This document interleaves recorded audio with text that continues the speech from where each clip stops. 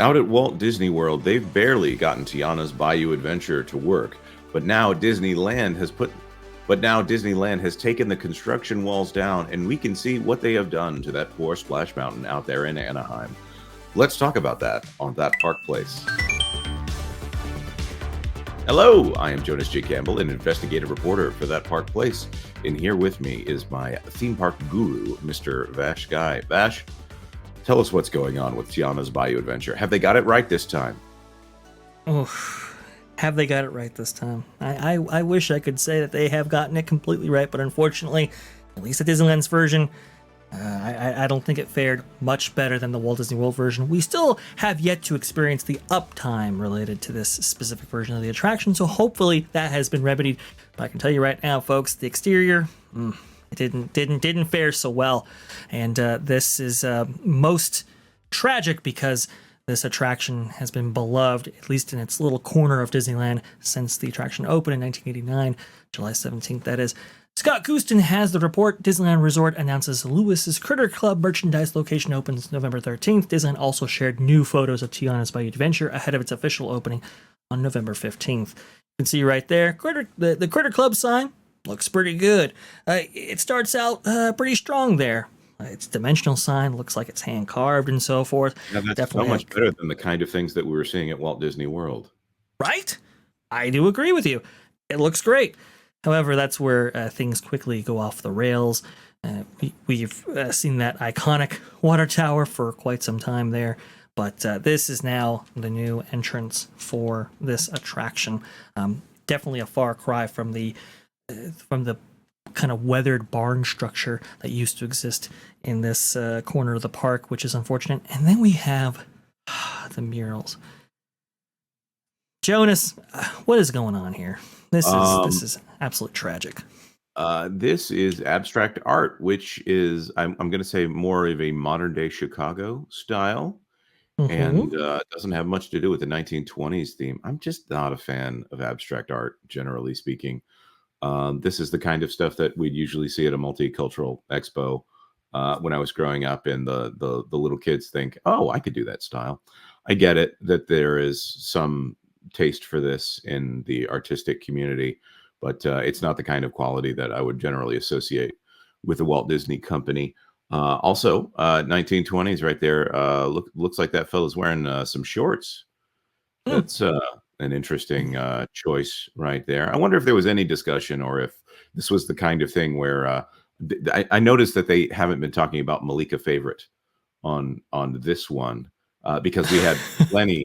First of all, we saw the art, and then there was the Disney Parks blog talking about Malika Favorite, and everyone knew about this before the walls went down, and they were bragging about it. And now, with not much fanfare, we see this one, and I wonder if Disney either learned their lesson or realized that this is not something that Disney fans are excited about.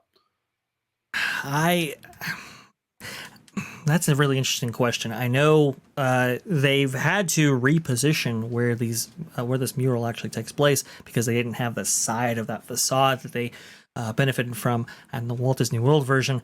So this is kind of, I don't know, it's positioned between the main entrance and some of the former Briar Patch maybe, or what is now, I think, Ray's Berets. So I think it's a less intrusive than that big side of the facade there that you had at Walt Disney World being covered completely in this artwork. But it's just not befitting of an attraction, especially one that's supposed to take place in the 1920s, 1930s, Louisiana. This is more inner city kindergarten in like the 2010s rather than that specific time period. And yes, astutely pointed out there, over the knee shorts there being used. And if we look closely here at the artwork, you can see a lot of people contributing to the farming of certain ingredients for this. What is it? Food co-op, I suppose. I wonder how well they're being paid. I do question that myself. But I also see a lot of watermelon depicted in that specific piece of artwork right there. That seems a little bit insensitive to me, but Speaking of insensitivity, and we won't know until they open up that queue. Do you think that they're Mm, going to have a copy of that sign that says, "Remember, the salt mines are for seasoned veterans"? yes, I do remember that. Oh boy, this is just all kinds of problems. But They moving served on our here, if that country, wasn't, and now they can go work in the salt mines. That's ugh, fantastic. Are they in debt? wow, that's a good question right there. Again, a lot of open questions, not necessarily answered by the attraction's theming. Unfortunately, things don't get much better from there. A large portion of these construction walls were taken down, revealing portions of the queue right here. And unfortunately, it also revealed that a lot of the foliage, a lot of the greenery had been removed and replaced with a white picket fence that's been Huh. whitewashed there. That's a Yeah, this is I don't know. I'm an East Coaster here, so I have to ask Mhm. that pavement there, is that something that's been recent out there at Critter Country, or is that been pretty much what they've been up to for a while? No, that was done specifically for this attraction right here. That hardscaping that you actually see, that was recently installed for this Uh, attraction. I know they've Um, been putting that out in Adventureland at the at Magic Kingdom at Walt Disney World, and again we mhm. go to this idea that no one asked for this.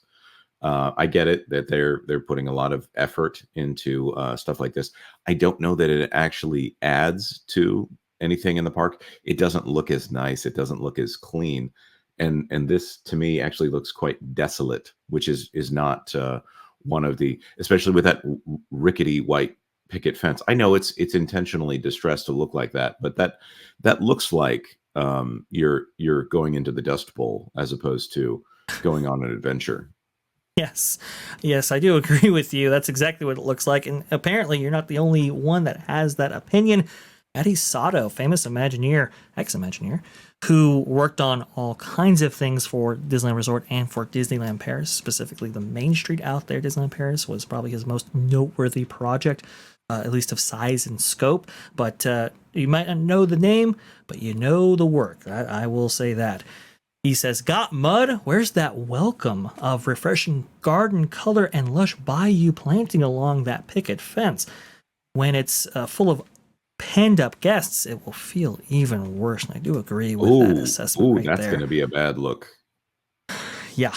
No, it is. And there's really nothing stopping that. Jim Shull, also on Twitter, ex Imagineer, worked for the company, I believe, on various projects over the last, I want to say, 30 years or so. Also did a lot of work for Universal Studios. Definitely somebody who knows his stuff. Jim Shull, the bright color of Bayou Adventure and the darker, cooler colors of the 100 Acre Wood. I believe he meant clash, but he says crash here, but not unavoidable due to the choices made. The lack of planting is noticeable in what is advertised as a bayou, which suggests dense foliage and shade cover. You can see some former photos of what this area actually used to look like Oh, right that's there. I know pretty. the angles.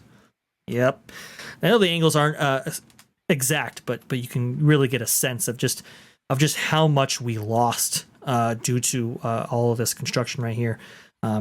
Now, the model, as is depicted right here, shows that a lot of those trees that were formerly existing in this space would have been preserved. Apparently, they didn't actually opt to do that, which is really unfortunate. You can see better angles with these photos right here of what this all used to look like. The railings don't really stand out in this version right here. You see the foliage, you see the trees, and some of these trees, by the way, date back 50 years when this area was converted from the Indian village to what is it? Bear Country, actually, in 1972-73 for the installation of the Country Bear Jamboree in this area back in the day. But you can kind of see just how dense it was, how consistent, thematically consistent it was. Now it's just full of unfortunate contradictions, as has been called out by both Soto and Jim Shaw, and it's really bad, and it gets even worse when you get deeper into this. So if we proceed along here, I forgot where my links were, so please give me a moment to find those. Yeah, so these are That looks a little bit better. I mean, I suppose. The problem, though, is that these are just straight up boards that have just been applied there Yeah. with some, I don't know, chain link fencing material in between there. Big old bolts and so forth that wouldn't be proper for this time period, especially in the southern regions there. Also, too, you can see dead foliage actually that was from the Splash Mountain version of this attraction had not been removed, and I don't think there are any plans to remove it now. So it's just lacking in details and conceptualization that really made this attraction what it was when it was Splash Mountain. And this is so disappointing. Splash Mountain is just an iconic ride, or I should say was an iconic ride, and Tiana deserved her own attraction. I have to reiterate that Tiana, but Princess and the Frog is obviously a masterpiece. It's a little gem, and the fact that they did 2D animation for one movie more, actually it was two movies because they did Winnie the Pooh after that, or was it? I got my order mixed up here. Winnie the Pooh's great, but anyways, Princess and the Frog is something that they've basically turned into this little wedge issue for Disney enthusiasts here, where there's one side that wants to say that anyone who is not excited about this ride obviously has some kind of ulterior motive, and the other side would just really enjoyed Splash Mountain, and maybe I'm going to say this: the movie that they're saying it's based off of, which you don't have to know a single thing about, is not as bad as the reputation for that movie is set out to be. Meanwhile, Disney is using this as a, I don't know. I see the artwork, which is lackluster. I see the weird picket fence against the weird concrete. I think that this is a project that they just need to get this over with. Please get this over with, and then come back with Splash into Your Mountain whenever they finally get around to getting their heads on straight. This is nothing to say about whether or not they actually are able to have working animatronics in the ride whenever this actually gets completed. Because if this is down as often as the Walt Disney World version is down, then that's just another black mark on Imagineering, saying they cannot get it done in the way that Imagineers of the past have. It doesn't matter if you've got a grade A, if you've got an S tier animatronic, if it has the failure rate of some random thing that is not an essential show element. Vash, is there anything else you want to point out here before we're done? Couple things here. One, we lost a lot of foliage around here. They've replaced some of that foliage with what are basically just crates and a couple of what I like to call Hobby Lobby specials here, which is really unfortunate, especially when you note that we lost a huge custom figure in the form of Brer Rabbit, Bear, and Fox there. That's really unfortunate to see. Also, too, comments were not kind on this specific piece here, this main entrance portion. A lot of people have been criticizing this, and I think rightfully so, because it's just not done with the same level of quality that the prior version was, which is just super unfortunate. I mean, you can see the weathering stress here and how it really blended into the area around it. This kind of sticks out like a sore thumb. It has the main entrance on it, which is a little bit weird. I know Jim Show was also making comments on this. I tried to find his tweet, but not here in my links currently right now. But he was saying this the story that they're going for right here isn't really done to the degree that it should be, given that this is a e-ticket attraction. Again, in a park that's $200 a day now and is one of the most attended parks in the world, at least according to that TEA 2023 report. This is Andy Castro from MiceChat saying, I know the main entrance sign is supposed to be a Tiana's food story thing, but it just makes it look like the entrance to a random ride at some regional theme park that doesn't really get how to properly do theming. It's just... It's a fascinating Tiana's deserve better. Yeah, it does. And it's a fascinating thing to see people slowly get to this idea. And despite what we've called them names, we've called them pixie dusters, we've called them cupcakers. I'm not really a fan of the name cupcaker, but it is apt, the kind of person who has more access to the park here. I think that they're starting to understand what we've been talking about for years, that there is a downgrade in quality at the parks. And I don't want to say, hey, welcome to the club, But I am glad that people are understanding better what is going on. Maybe if more people start speaking up and get away from this idea that it is somehow a political issue, maybe the Disney company will finally listen and start putting some actual money into the parks and cleaning them up. Not just this ephemeral $60 billion that doesn't appear to be going towards anything improving, just ripping out existing things, beautiful things like the rivers of America. That being said, we want to throw this to our commenters. Will you be riding any version of Tiana's Bayou Adventure in 2025? Let us know in the comment section down below. Like this video if you like this video. And if you wouldn't mind, consider subscribing to That Park Place for all the news that should be fun. Thanks for watching That Park Place News. For more information, consider checking out www.thatparkplace.com. And don't forget to subscribe, share, like, and send this out on your favorite social media accounts.